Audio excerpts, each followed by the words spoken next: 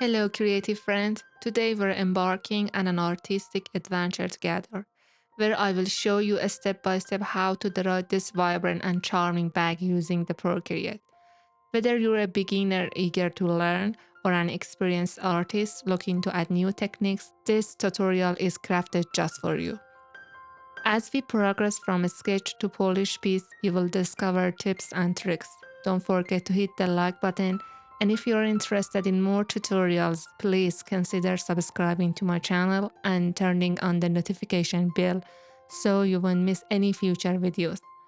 So grab your iPad and let's get creative together.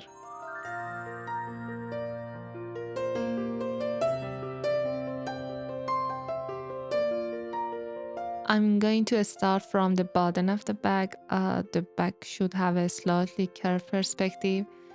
I like it to show that there are many things in it, so the lid should fall in the front.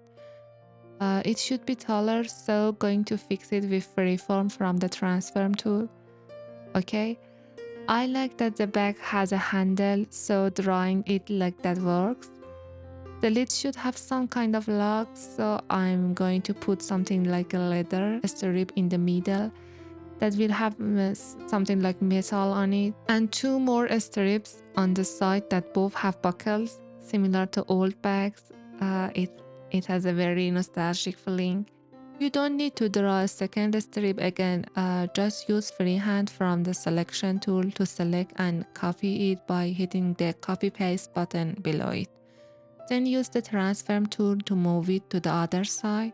Remember, this strip goes to a new layer, so you should merge the layers. Okay, I want the bag to have tape embroidery on the edges, so adding a strip around the edges is necessary. I think the more rounded the edges of the shapes are, the friendlier they look. So rounding everything that seems too flat is a good idea. Well, it's almost over. Okay, now the goal is to have a cleaner sketch, so I will reduce the opacity of the layer and begin drawing by creating a new layer on top of it.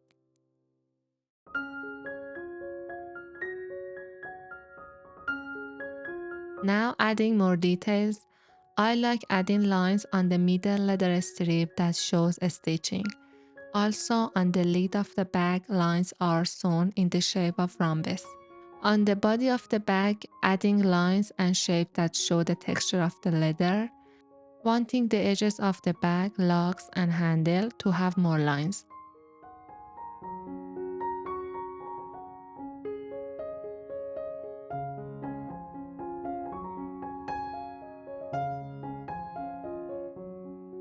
For coloring, I find it easier to simply list the colors for my painting. I want the bag's color to be warm, so choose a kind of orange for it. Create a new layer and place it below all existing layers. Once you've outlined the shape, use the bucket tool to fill it with color. Remove any extras. Purple color is used for its strips. The strips should be seen as completely separate from bag itself. A similar color, a version of yellow, is used for round embroidery strips, the middle strip and two sides of the bag handle. For the buckles, a bright yellow color is chosen. The part under the bag lid and the lower corner of the handle are dark to show the shadows. A new layer is created. Set it as a clipping mask using a soft brush and second color in the list.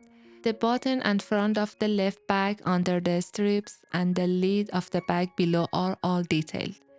Next, more darkness is added to all previous parts with the penultimate color, including the lower right part of the bag. Then with the third color from the list, darkness is increased in the lower right part of the bag. Let's sprinkle in some light purple. Then let's add more dark red to the bottom edges of the bag and where it touches the ground. Finally, we'll put a bit of orange in the middle of each part. Reduce the detail layer to 50% opacity. Begin by drawing the texture on the bag using dark red, making it a bit thicker. Then add a highlight along the edges with a bright red color to give the texture some depth.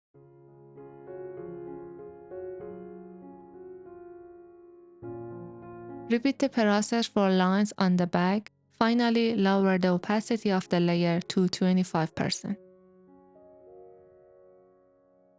Now onto the purple strips. Let's create a new layer and set it to clipping mask. Brighten up the middle of the strip a little and make the upper part fully brighten where the light hits the most. Add some linear light to the side of the strip for extra depth.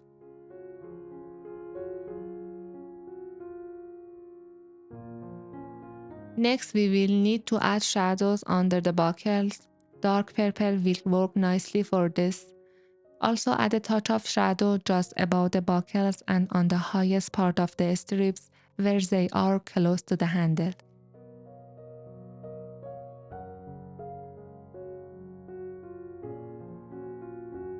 Time to give some volume to those holes on the strips. Let's make them completely black. Then using a color close to white, add some highlights to their lower edges where the light hits, giving them a bit of depth and dimension.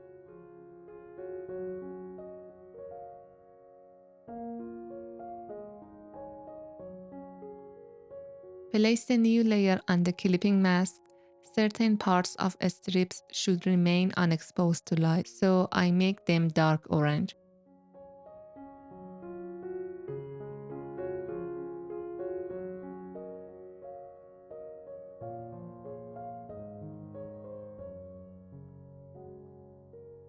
Now let's focus on the middle bar. Shadow will be added to middle and top of bar. For the bottom part of the strip near the back button, a darker color will be applied due to increased shade in that area.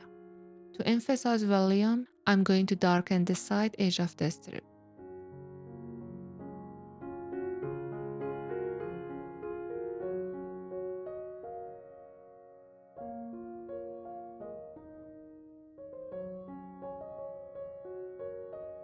It's time to work on the middle button. I add a little orange to that area not directly hit by light, specifically the left edges and portion of the top and bottom. Conversely, where light doesn't reach, I'm going to incorporate shadows using a dark brown shade. Creating an indentation effect along the edges requires adding linear shadows after the golden highlights.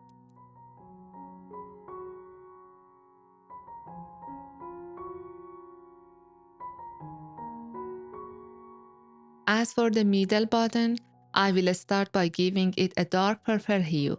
Then I'll proceed to add both lights and shadows as illustrated. To accentuate the indentation, I'll place a shadow above the button and a light below it circularly.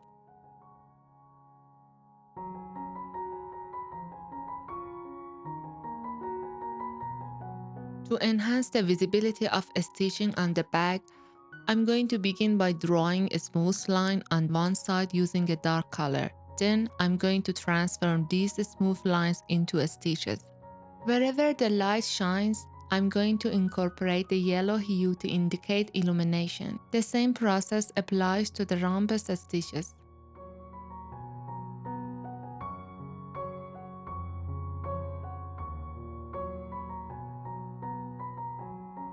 Now let's focus on the middle buckle. I will darken the areas beneath each part with a dark orange shade to signify less light. Using dark colored lines, I will delineate the boundary between light and shadow. Then I soften this boundary by smudging it. I intensify the darkness, ensuring that the lines I've drawn remains distinct. Further adjustments will involve spreading darkness downward and refining the interplay of light and shadow. Additionally, I add some small details like highlights and shadows.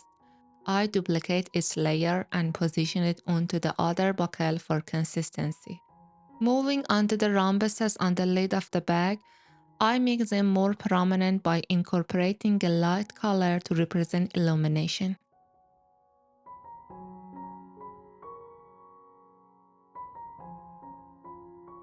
For the part of the bag protruding from under the lid, I incorporate shadows toward the red area and gradually add light as it approaches the outside.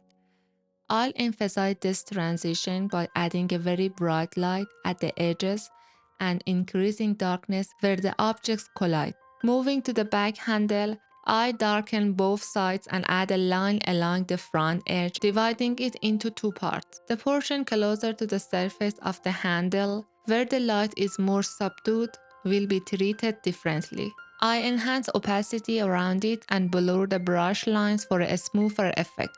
As for the handle clips, which are also metallic similar to the buckles, I introduce a golden color to represent light and an orange hue for light reflection. Lastly, I add yellow lines to simulate focused light. Alright, let's dive into refining those black linear shadows from our initial painting. To clarify, Gaussian blur from the adjustment menu is my pick, set at 3%. Next up, I switch up the color for the detail lines, opting for a reddish brown hue. Placing the layer on the alpha lock, I proceed to select it and hit the fill layer option, as you can see. In certain spots like the purple bars and part of the middle bar, I aim to retain the dark detail lines. To achieve this, I duplicate the detail layer, adjust its color depth as previously mentioned, and then selectively erase areas, leaving only those where dark lines are desired. Let's enhance the depth of this hole in the middle bar. Initially, I fill it entirely with black and then apply alpha light on this layer. It brightens the lower right portion where the light hits in accordance with the shape's angle. Following that, slightly further back, I deepen the shadow and add a subtle highlight along the edge. It's time to add some overarching shadow to the area of the back that requires depth, encompassing beneath the lid, under the buckle, beneath the handle, and along the middle and bottom bars. Remember to set the layer as a clipping mask and dial down the opacity to 70%. Well, let's depict light reflections on parts of the bag using blue, which is the last color on my list. Additionally, I incorporate white in some areas for further detail.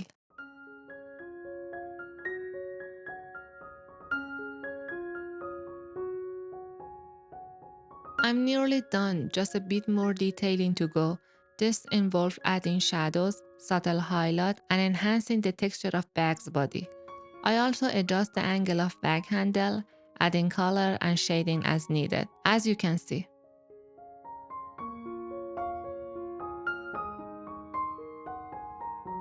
If you enjoyed this video, please consider giving it a like. Your support motivates me to create more content.